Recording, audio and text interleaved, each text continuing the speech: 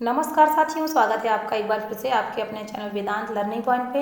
आज आप सभी के लिए डीएलएड सेकेंड ईयर के पहले प्रश्न पत्र संज्ञान अधिगम और बाल विकास का जो पाठ्यक्रम है यानी कि सिलेबस वो लेके आई हूँ। सारा बुक का सिलेबस है और पूरा पेपर आपका इसी बुक से आता है। मैं आपको जल्दी ही जो पिछला पेपर आपका आया हुआ है पूरा सॉल्व करवा दूँगी बुक से। अभी बीच में मेरी तबीयत कुछ ख़राब हो गई थी, इस वजह से मैं आप सबके लिए कोई वीडियो नहीं लेके आ पाई थी, लेकिन अब कुछ ठीक है। पूरा टॉपिक आपका बहुत ही इम्पोर्टेंट है और सारा का सारा जो है बुक से ही पेपर में पूछा जाता है। जितने भी प्रश्न थे आपके, एक या दो प्रश्न छोड़ के सारे इसी बुक से आपके आए हुए थे। ये उन सभी बच्चों के लिए बहुत ही इम्पोर्टेंट है जो अभी फर्स्ट ईयर की परीक्षा पास करके आए हैं। उन्हें अभी से ही पढ़ाई शुरू कर देनी चाहिए, क्योंकि जब आपकी परीक्षाएँ आती हैं तो आप सीरीज से पढ़ाई तो करते ही हैं, लेकिन ज़्यादा अच्छा रहता है अगर आप बुक से पढ़ाई करें तो। इसमें आपके वस्तुनिष्ठ प्रश्न और रिक्त स्थान और एक वाक्य में उत्तर दीजिए अच्छे से तैयार हो जाते हैं और थ्योरी आपके समझ में आती है, जिससे आप दीर्घ उत्तरीय प्रश्न अच्छे से लिख लेते हैं। जो सीरीज होती हैं वो आपको आपकी परीक्षा होने वाली होती है उसकी तैयारी के लिए होती हैं, लेकिन सबसे ज़्यादा लाभ आपको बुक से ही मिलता है। बुक बहुत महंगी आती है, ये 2500 रुपये के समथिंग पूरा कोर्स आता है। और भारत आप जानते हैं मध्यम वर्गीय है और सबके पास इतने पैसे नहीं होते कि कोई बुक ले ले। ये मेरे साथ भी हुआ था, इसीलिए मैं आप सबके लिए पूरा सिलेबस बुक का लेके आई हूँ और पूरा टॉपिक आपको करवाऊँगी और फ्री ऑफ कॉस्ट सब रहेगा।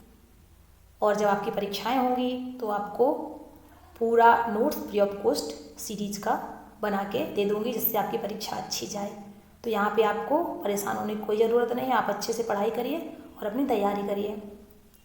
प्राइवेट स्कूलों से जो लोग पढ़ाई कर रहे हैं वहाँ सभी जानते हैं कि पढ़ाई ज़्यादा नहीं होती, ना कोई समझाता है अच्छे से, ना कोई कुछ बताता है। और हम लोगों ने पढ़ाई डाइट से की हुई है, डाइट में बहुत अच्छी पढ़ाई करवाते हैं। और ये जो आपका फर्स्ट पेपर है संज्ञान अधिगम और बाल विकास, इसको श्री मनोज सर करवाते हैं, बहुत ही अच्छा पढ़ाते हैं। अगर आप चैनल पर नए हैं तो इसे सब्सक्राइब कर लीजिए, क्योंकि यहाँ पे आपको पूरा कोर्स फ्री ऑफ कॉस्ट दिया जा रहा है। आइए शुरू करते हैं। पहली इकाई है आपकी अधिगम की अवधारणा एवं प्रक्रिया। ये आपकी 10 नंबर की पूछी जाती है। इसमें आप पढ़ेंगे अधिगम की अवधारणा एवं प्रकार, गैगने का वर्गीकरण, बच्चों के सीखने की प्रक्रिया, अधिगम एवं स्मृति में सुधार, स्मृति संग्रहण, अवहेलना, विस्मृति, अधिगम एवं स्मृति संग्रहण, अधिगम का हस्तांतरण, व्यवहार के आधारभूत सिद्धांत एवं शैक्षिक निहितार्थ, अधिगम की कठिनाइयों की अवधारणा एवं प्रकार। पिछले पेपर में आपके अभी जो 2022 में हुए हैं अधिगम की कठिनाइयाँ पूछी गई हैं और स्मृति के बारे में पूछा गया है, अधिगम के बारे में पूछा गया है और सीखने में व्यक्तिगत और सामाजिक सांस्कृतिक विविधता, ये पढ़ेंगे आप।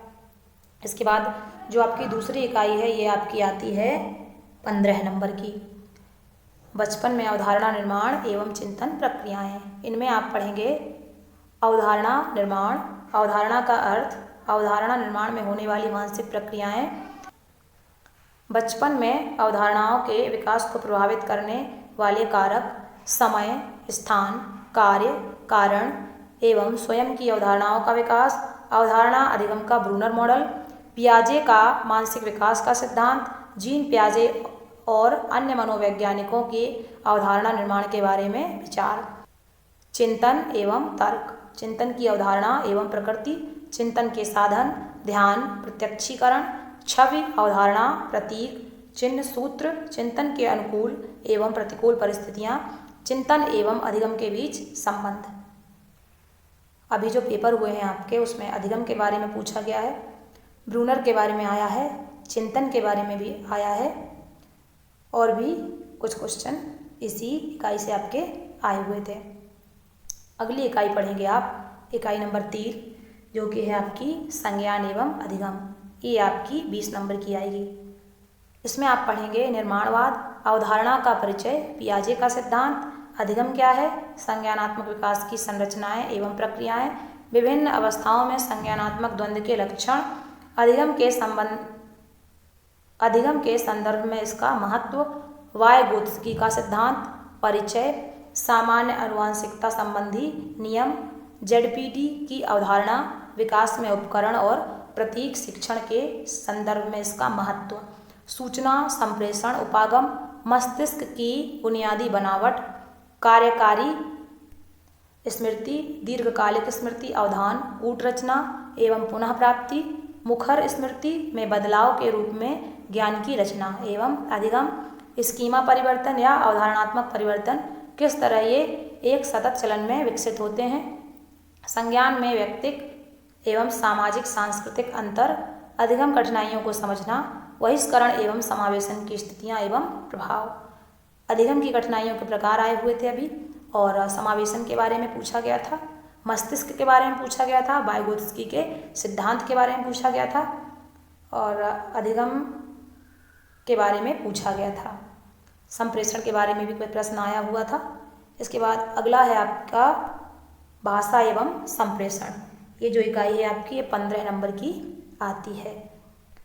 इसमें आप पढ़ेंगे बच्चे किस तरह संप्रेषण करते हैं, भाषा के विकास के संबंध में दृष्टिकोण, किस प्रकार बच्चे इसे सीखते हैं, बच्चे शुरुआती उम्र में किस तरह भाषा सीखते हैं के संदर्भ में, प्रारंभिक आयु में भाषा, स्किनर का सक्रिय अनुबंध का सिद्धांत, सामाजिक अधिगम के बारे में वांडूरा और वाल्टर का सिद्धांत, जन्मजातवादी चॉम्स्कीवादी का दृष्टिकोण, व्यवहारवाद की समालोचना की दृष्टि से सैद्धांतिक दृष्टिकोण की तुलना, भाषा के उपयोग, बातचीत में भागीदारी, संवाद, वार्तालाप करना और सुनना, भाषा में सामाजिक सांस्कृतिक विविधता, उच्चारण संवाद में अंतर, भाषाई विविधता, बहुसांस्कृतिक कक्षा के लिए इनका महत्व, द्विभाषी एवं त्रिभाषी बच्चे, शिक्षकों के लिए इसका महत्व, बहुभाषी कक्षा शिक्षण विधि के रूप में कहानी कहना। संप्रेषण के बारे में आया था, और स्किनर के सक्रिय अनुबंध का सिद्धांत पूछा गया था, चॉम्स्की का भाषा विकास का सिद्धांत आया हुआ था, भाषा के विकास के सिद्धांत आए हुए थे, और भी कई क्वेश्चन आपके इस इकाई से पूछे गए थे। अंतिम इकाई है आपकी 5, खेल स्व एवं नैतिक विकास। जो आपका भी सिलेबस चेंज हुआ है उसमें ये नया टॉपिक जोड़ा गया है, ये इकाई नई जोड़ी गई है। इसमें आप पढ़ेंगे खेल का अर्थ, विशिष्टताएं एवं प्रकार, खेल एवं इसके कार्य, बच्चों के शारीरिक, सामाजिक, भावनात्मक, संज्ञानात्मक, भाषा एवं स्नायु विकास से इसका संबंध, बच्चों के खेल में सांस्कृतिक एवं सामाजिक आर्थिक स्तर का प्रभाव, खेल एवं समूह गति की अवधारणा, खेलों के नियम, बच्चे किस तरह मतभेदों को सुलझाना एवं निपटाना सीखते हैं, स्वयं का बोध, स्वयं विवरण, स्वयं की पहचान, स्वाभिमान का विकास, सामाजिक तुलना आत्मसात करना एवं स्वनियंत्रण, नैतिक विकास। इस संदर्भ में कोलबर्ग एवं कैरोल गिलिगन के नैतिक विकास के समालोचनात्मक विचार। इसमें खेल के बारे में आया हुआ था, और खेल के नियम पूछे गए थे, स्वयं के बारे में आया हुआ था, इस तरह से और भी कई सारे प्रश्न से पूछे गए थे। और जो आपका ये पेपर हुआ है 2022 में, इसका पूरा पेपर मैं आपको बुक से सॉल्व करके बताने वाली हूँ, तो नेक्स्ट वीडियो का इंतज़ार करिए, जल्दी ही आप सबके लिए लेके आऊँगी। और जो बच्चे अभी फर्स्ट ईयर से सेकेंड ईयर में आए हैं उन सब के लिए बहुत ही ज़्यादा इम्पॉर्टेंट है, ये टॉपिक भी इम्पॉर्टेंट है और साथ ही साथ पेपर किस तरह से आया था ये भी बहुत ही ज़्यादा इम्पॉर्टेंट है। अगर आपको टॉपिक अच्छा लगा हो तो इसे लाइक करिए, शेयर करिए और चैनल सब्सक्राइब करना ना भूलिए। देखने के लिए आप सभी का धन्यवाद। आप सभी का दिन शुभ हो।